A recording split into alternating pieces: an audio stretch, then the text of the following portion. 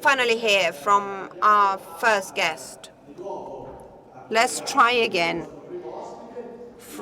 to listen from Herman Dekker. Good morning again and welcome again.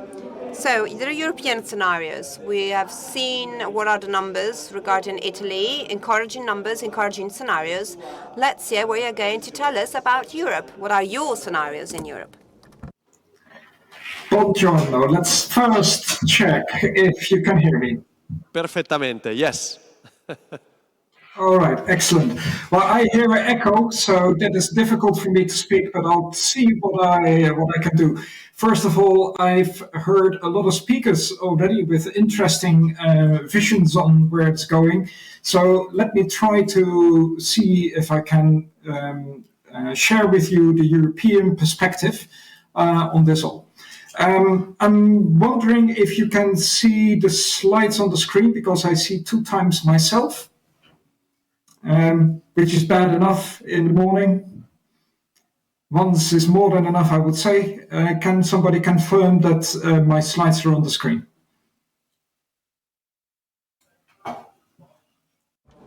I'm the interpreter, I can't see them. Now I can see them.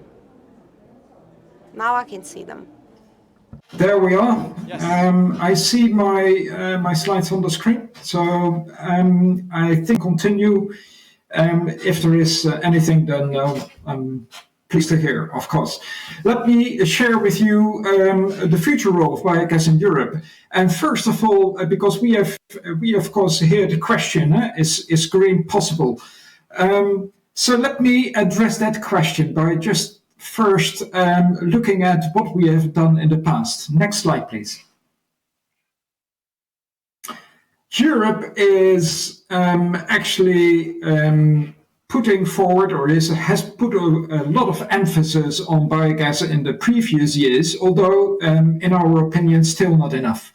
So where are we at this moment? You see in this graph there is a growth happening in the early years, but then at the end it just weakens a little bit. However, still we are producing 18.2 billion cubic meters of methane, but not all of that, of course, is being used as methane.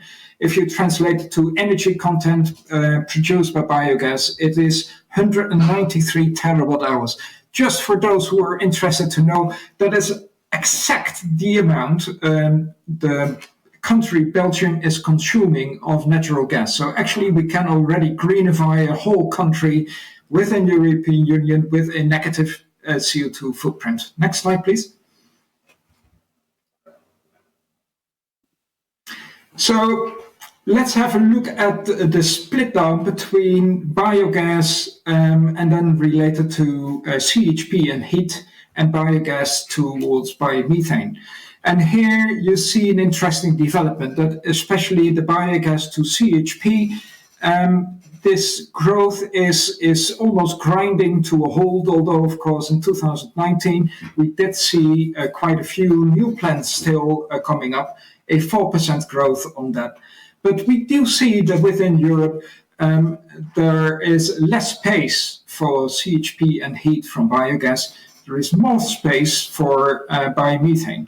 And this is natural, and I think we can be proud of that to some extent.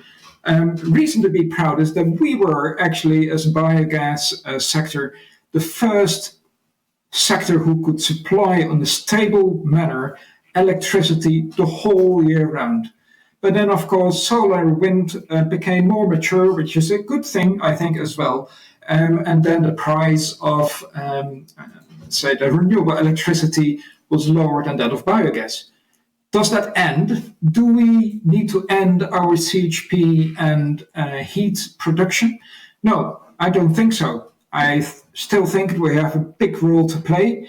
I think the professor in the previous speech did show already that we need to balance the grids on one hand, and that we have a vital role to play. But where we have even a bigger role to play is on the biomethane side. Next slide, please. On the biomethane side, side, you see that we are actually from many years ago, we have a double-digit growth. And as this digit, the growth is relative, that double-digit becomes harder with the years to come. And I can tell you that here we show the statistical numbers of 2019, but I can already tell you that by now, and this is 700, I can't really clearly see it on the screen, but 723 to 25 plants by 2019. In 2021, in August, we already passed the 1,000 plants within Europe. So we see a clear, fast growth path for biomethane within Europe. Next slide. Now, this growth is varying per country. But what we do see is that the growth is more or less being is maturing in every country. So here we see that biomethane, especially in Germany, in the first few years came up, but nowadays we see that France is playing a big role and Italy as well already. And we expect, and of course from the presentations of yesterday, but also today, that this will go up even further. Next slide. Interesting to have a look at also to where the biogas or the biomethane is being produced.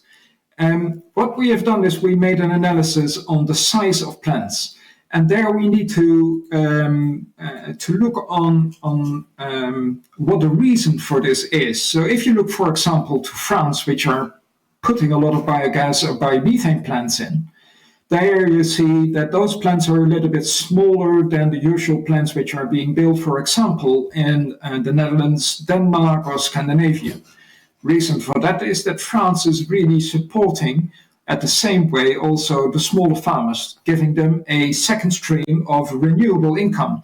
Renewable in two senses, of course, a new income as well as it's very environmentally friendly to do it this way.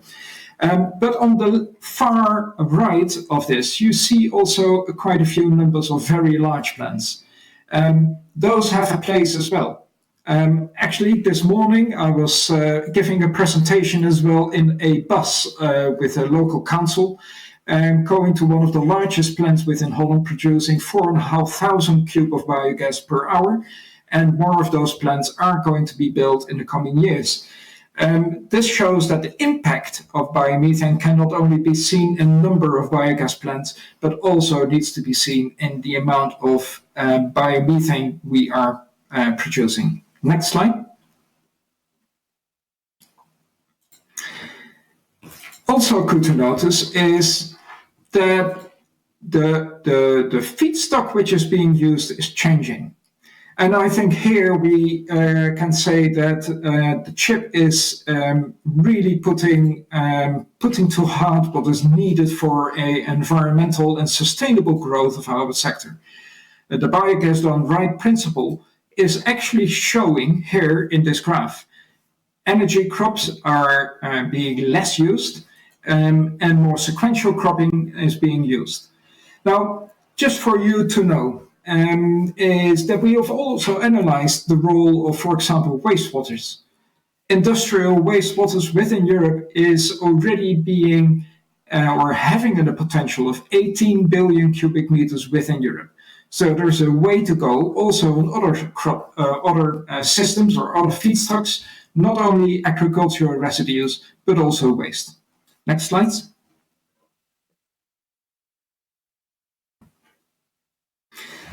Now, here I'm going to show you a graph which is very much of interest. We see already that biomethane is increasingly being used.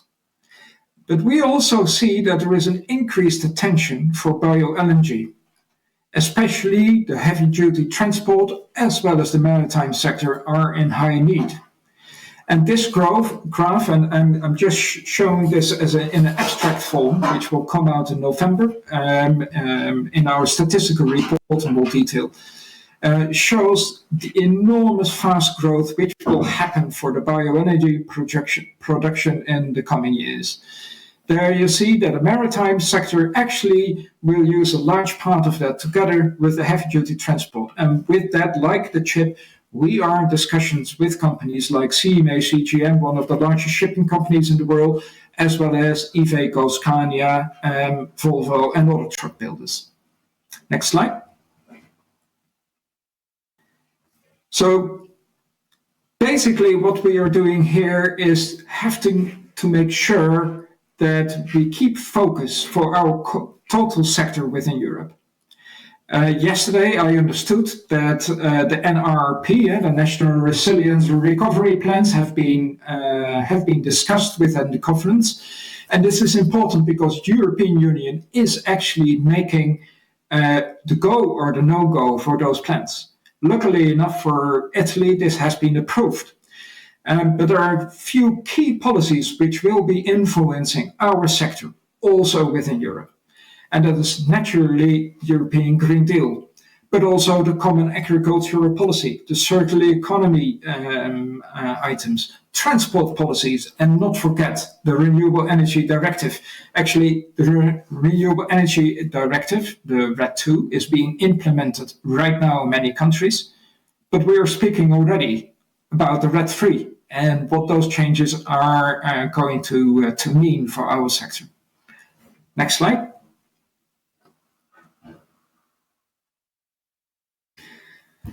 Those changes are very important.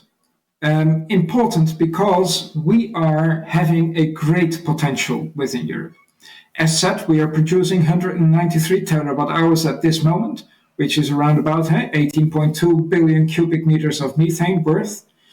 But the total biomethane production, and I'm not even talking about the CHP, so the electricity, renewable electricity and heat. The total biomethane production can be, in 2050, 124 billion cubic meters. And I can tell you this is still on the careful side. More analysis will come out in the coming period, which shows that there is sustainable potential for also producing sustainable biomethane and doing two things: helping agroecology on its way, handling waste at the same time, and of course producing renewable energy. And not to forget, we also have a great extra benefit, which we have left at this moment and many times, which is the CO2 which we produce. The CO2 needs to be used as well, or even sequestered, so in CCS or CCU. And we are fighting now within Europe to make sure that biogenic CO2 is being or is in the top of the cascading process we are going to put in. Next slide. So what's the big deal? Well, the big deal is what you are fighting for in Italy and the government to make sure that we have a place for biogas, biomethane in the future. We have to do the same within Europe. The potentials I showed you, 124 billion cubic meters, is around 30% of the total gas need within Europe in 2050. Meaning that the other 70% probably will be green hydrogen, and hopefully it will be. But it also means that we have to work for our gas grid infrastructure. We need to make it resilient for the future. We need to make sure that the gas grid infrastructure in 2050 is fit for use for not only hydrogen, but also biomethane. Then, of course, we have to make sure that the usage, the industry, what we are talking today about within the conference, is able to use it. So here you see a few of those items which are being discussed within the Fit for 55 package. It is not finished yet. We can still influence, and we will influence on that. And this will go on till probably the first quarter, second quarter of next year within the trialogues within the European Commission. Next slide. So I've already touched upon, and I don't want to put a lot of time on this, as you've covered this yesterday as well. But the national recovery and resilience and recovery plans have been sent to Europe. Not all of them have been approved. but there is this large package, of course, which is now being available to make sure that we recover our economies from the COVID situation, and at the same time, actually, are putting our money towards a resilient future, making our future more sustainable. And if you look at the next slide, you see that you have already quite a few countries which have been approved by the European Commission. Now, I've been asked to share some light on what the other countries do.